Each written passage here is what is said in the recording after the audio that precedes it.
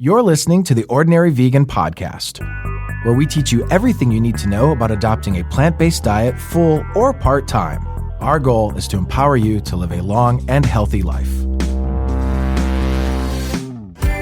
You can find today's show at ordinaryvegan.net or on iTunes. If you have any questions, please send an email to questions@ordinaryvegan.net. Hello, friends, and welcome to the Ordinary Vegan Podcast, number 49, Allergy Causes, Symptoms, and Prevention. If we haven't met, my name is Nancy Montori, and my number one mission in life is to help you stay well.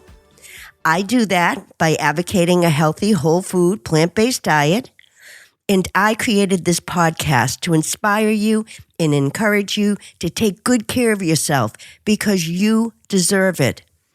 And when you extend that kindness to yourself, you are also extending that kindness to the planet because animal foods play a devastating role in global warming and all kinds of environmental damage. When you eat plants, you are also rejecting the inhumane treatment of non-human animals. So adding more plants to your diet is a win-win situation. And always remember, you don't have to be perfect. It is hard to believe that 2018 is winding down. And I must say it's been a very busy year for me doing my podcast, writing for my website, and writing my cookbook, finally, developing recipes, Facebook Live shows, and creating new CBD products. And I just want to take a moment to thank all of you so much for your encouraging words and support. I love hearing from you, and I so appreciate that you take your valuable time to reach out. You guys are what keep me going every day, and I can never say thank you enough, and I am always here to serve you, and I promise to do the best I can. Now, let's talk about allergies. Did you know that allergies are on the rise? According to the Asthma and Allergy Foundation of America, more than 50 million Americans have experienced various types of allergies each year, and allergies are the sixth leading cause of chronic illness in the United States. Also, allergic conditions are the most common health issue affecting children here in the United States. Allergies can also be life-threatening and cause anaphylaxis, which is an acute allergic reaction to an antigen like an insect sting, food, or medicine. And medicines cause the most allergy-related deaths. An allergy occurs when your body's natural defenses overreact to exposure to a particular substance, treating it as an invader and sending out chemicals to defend against it.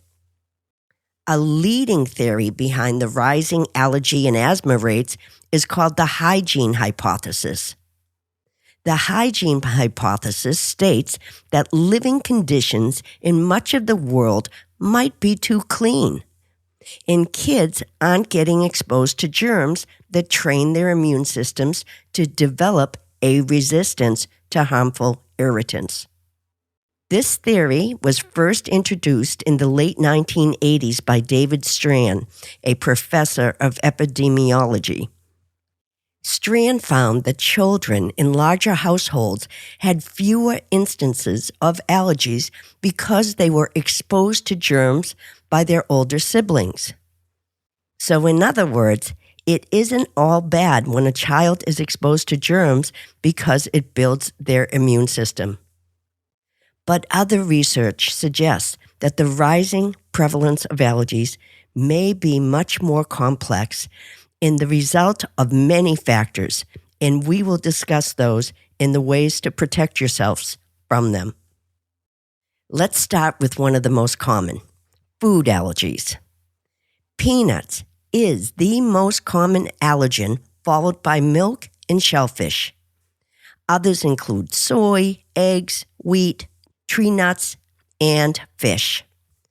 A food allergy is a specific type of adverse food reaction involving the immune system. A food allergy is not the same as a food intolerance.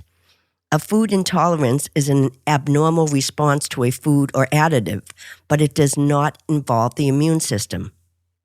According to the Food Allergy Research and Education Center, 15 million Americans have food allergies, including close to 6 million children under the age of 18.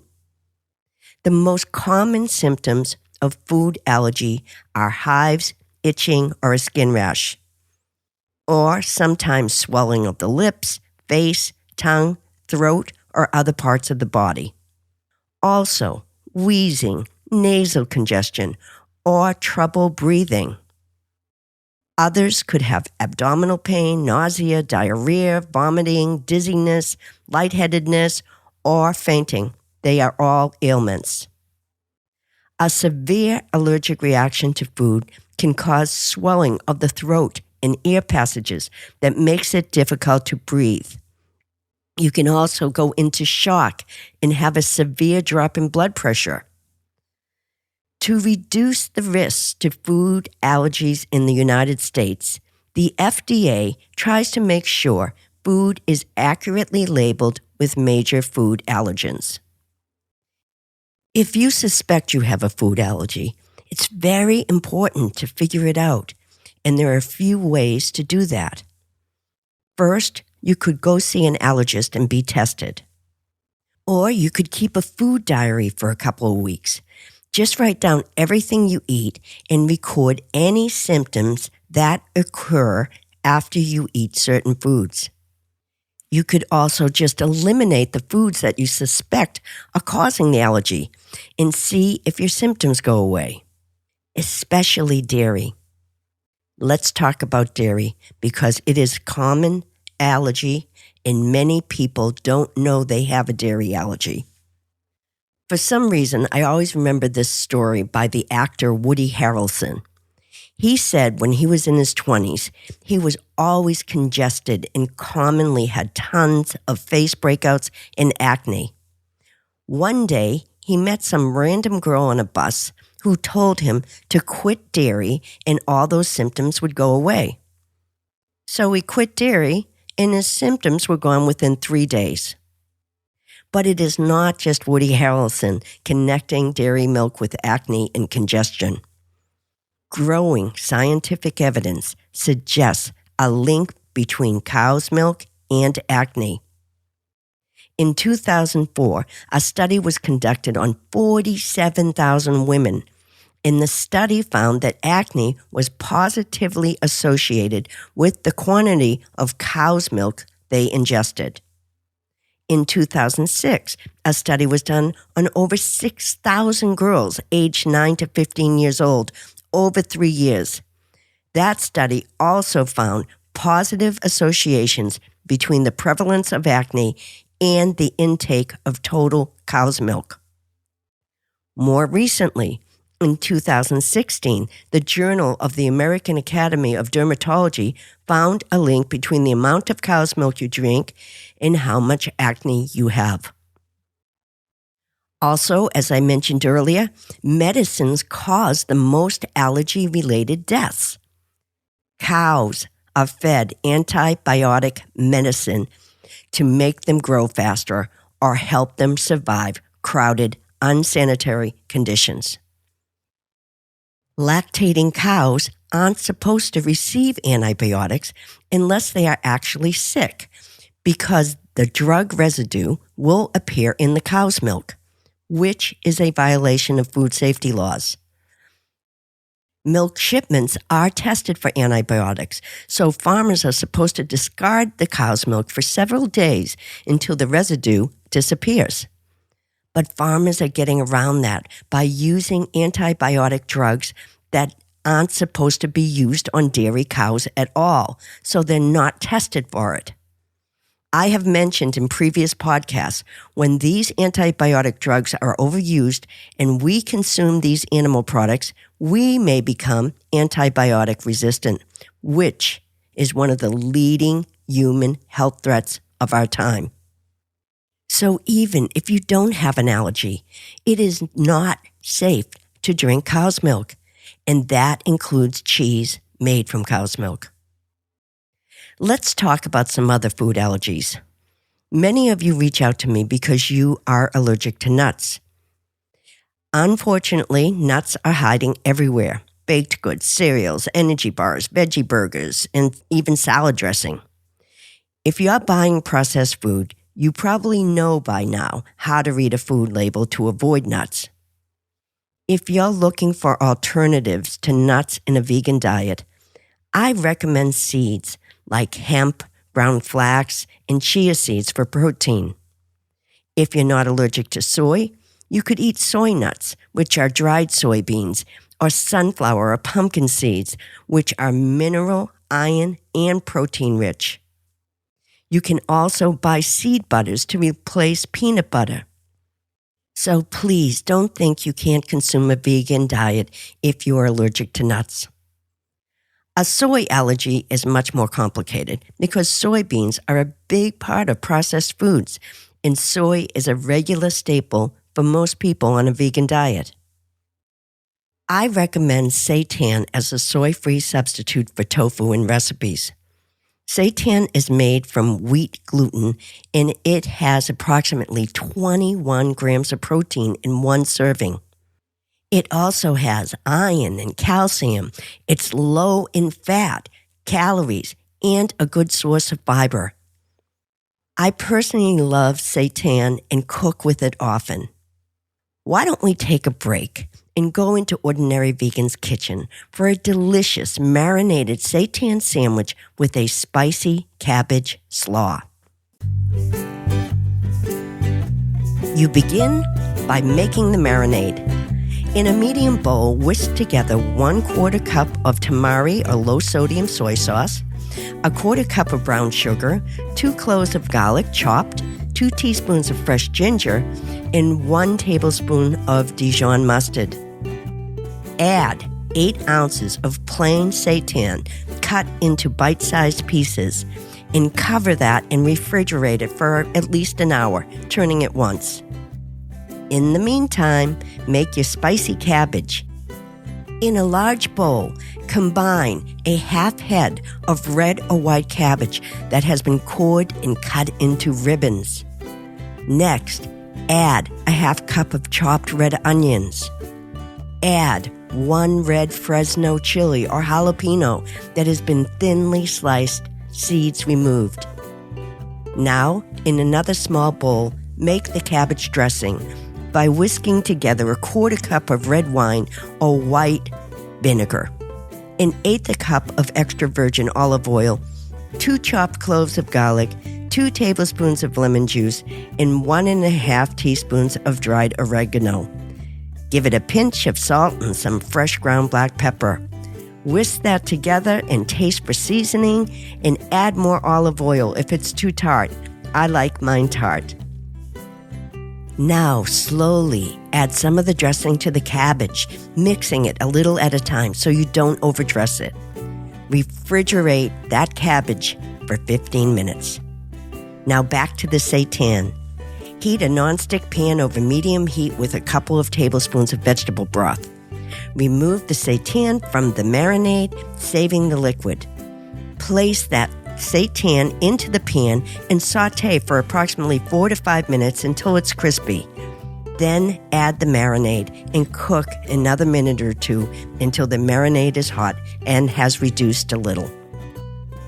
Now let's put it together. Place a mound of the cabbage mixture on a grilled or toasted bun that has been spread with some grainy mustard. Top it with about half of the seitan, and then spoon some of the pan juices over it and serve. Now let's get back to our allergies. There is one more growing food allergy that has researchers scrambling to understand, and that is celiac disease and gluten sensitivity. Celiac disease is a very serious disease, and early diagnosis is important because if it's left untreated, the disorder can result in grave complications. If you're not familiar with it, celiac disease is a digestive disorder triggered by gluten. There is no cure for celiac disease, but for most people, following a strict gluten-free diet can help manage the symptoms and promote intestinal healing. The symptoms can be a range of things. The most common signs for adults are fatigue, diarrhea, bloating, gas, abdominal pain, nausea, and vomiting. Symptoms in children can be growth problems, weight loss, constipation, fatigue, irritability, or abdominal pain. To follow a gluten-free diet, you must avoid wheat and other grains that contain gluten. But at the same time, consume substitutes that provide the same nutrients for a healthy plant-based diet. Gluten contamination can occur during any stage of food preparation, which makes it very difficult to be gluten-free. It is important to cook gluten-free food in separate pots and pans, and even use separate utensils. You need to use a separate toaster for gluten-free bread. You should use separate containers for butters and jams because knives can transfer crumbs from regular bread. Also, always ask your pharmacist if a prescription is gluten-free. There are no shortcuts. It takes a lot of work to live a gluten-free life, and I feel for any of you out there who have celiac disease or gluten sensitivity. Now, let's talk about some other common allergies. Allergies and colds share some common symptoms, such as an itchy throat, watery eyes, nasal congestion, sneezing, runny nose, and coughing. So how do you know if it's an allergy or a cold? Colds are more likely to cause fever, severe sore throat, fatigue, and aches and pains. Allergies, on the other hand, are more likely to cause itchy eyes, wheezing, and skin rashes such as eczema or hives. Every year, over 50 million Americans experience allergies. Seasonal allergies such as tree, grass, and weed pollen are common triggers, but you may also be allergic to certain substances year-round like animal dander, dust mites, mold, and common household items. Here are some tips. Did you know there are 47 different species of house dust mites, and they love warm places such as bedding, carpeting, and furniture? Dust mites are tiny microscopic relatives of the spider. They live on mattresses, bedding, upholstered furniture, carpets, and curtains. Dust mites can also reside in your pillow, I'm sorry to say. Pillows should be replaced every 2 years, but most people wait much longer, and many people never wash their pillows because they think the pillowcase is a protector, but it is not a protector from dust mites. Encase your mattress and pillows in dust-proof or allergen covers, and wash all your bedding and blankets once a week in hot water to kill dust mites. If you have severe allergy problems at home, you might want to replace wall-to-wall carpets with bare floors and remove fabric curtains. You might also want to wear a mask when you're vacuuming to avoid inhaling allergens, and stay out of the vacuumed area for 20 minutes to allow any dust and allergens to settle.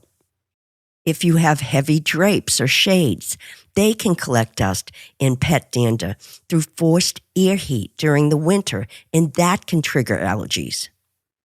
Also, minimize clutter. Regular cleaning and decluttering will control the allergens present in your home. And these tips could also really help reduce allergy and asthma attacks in kids. Mold is another problem. Mold in your home could also be causing allergies, and mold hangs out in many places in your home. Don't ever leave damp laundry in your washer or dryer.